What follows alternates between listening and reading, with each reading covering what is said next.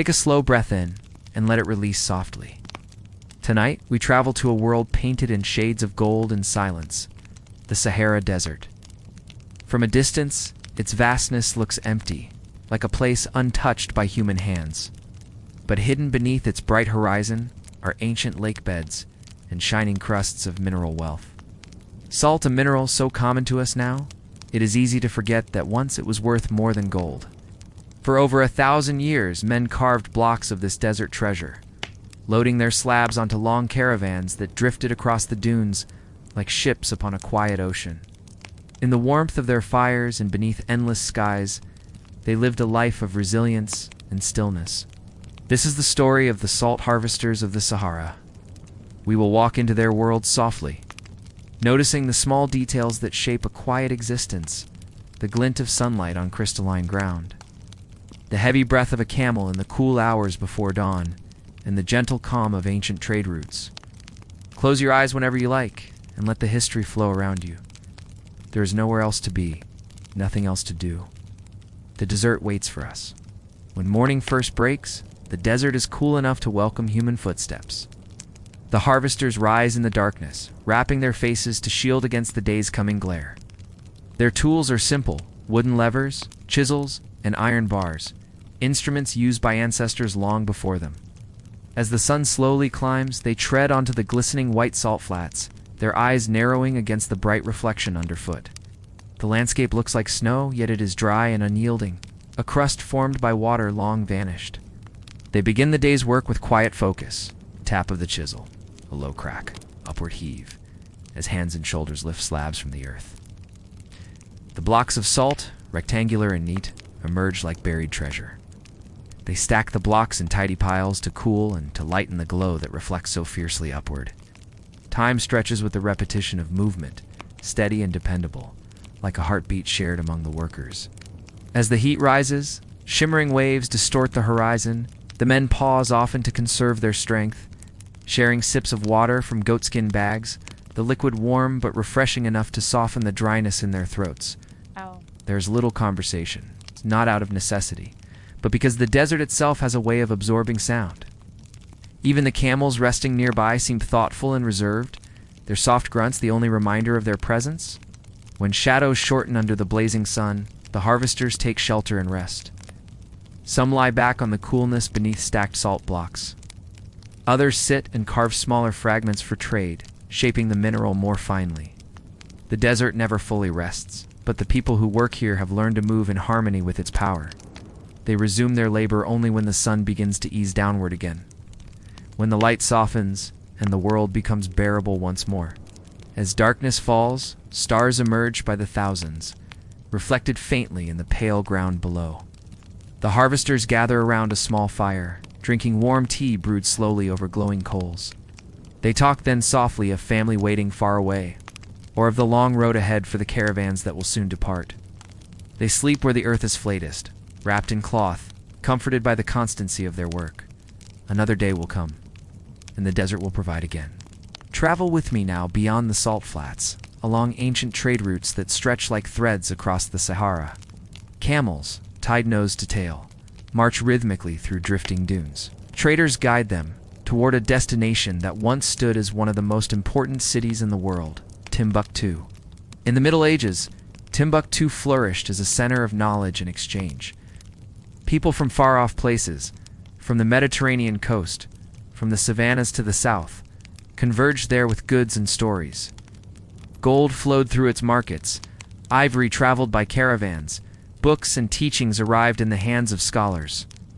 But behind the splendor of this famed city was something humble.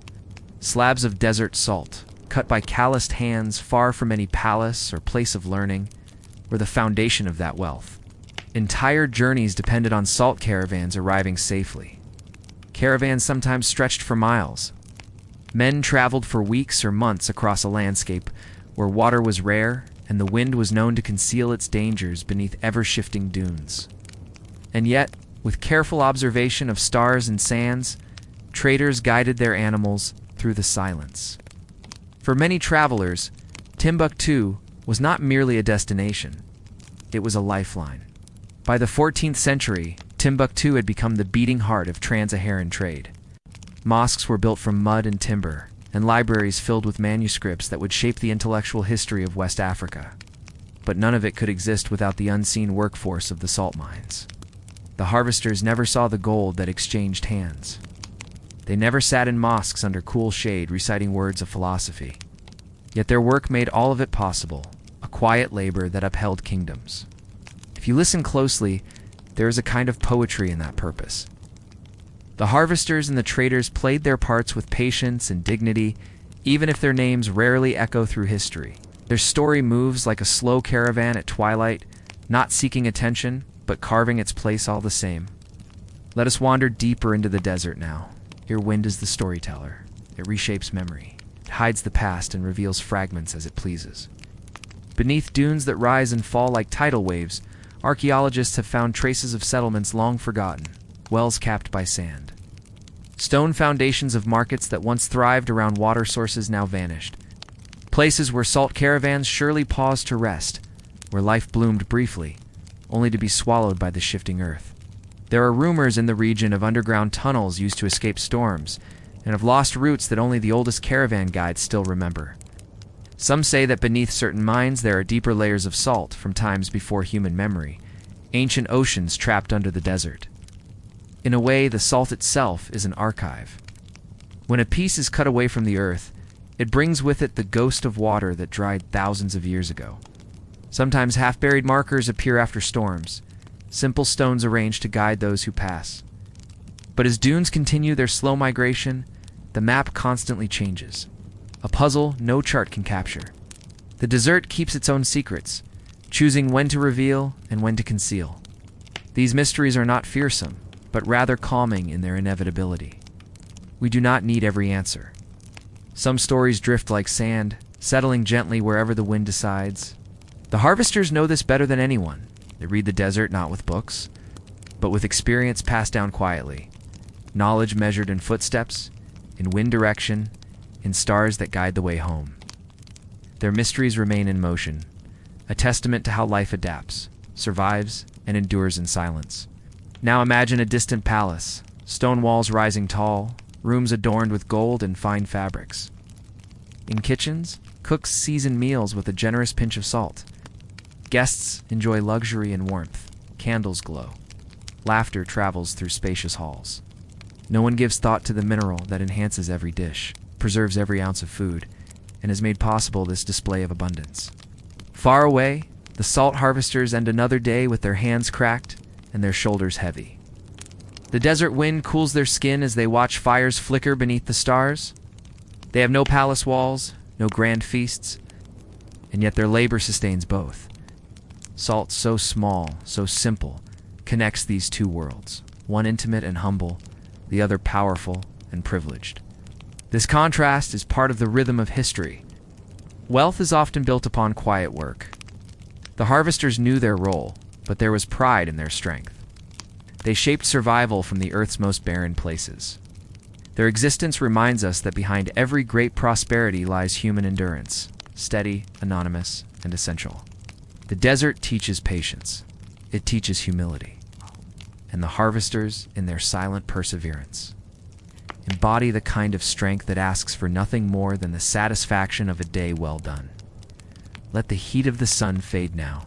Let the desert cool beneath a sky full of stars. The camels have settled.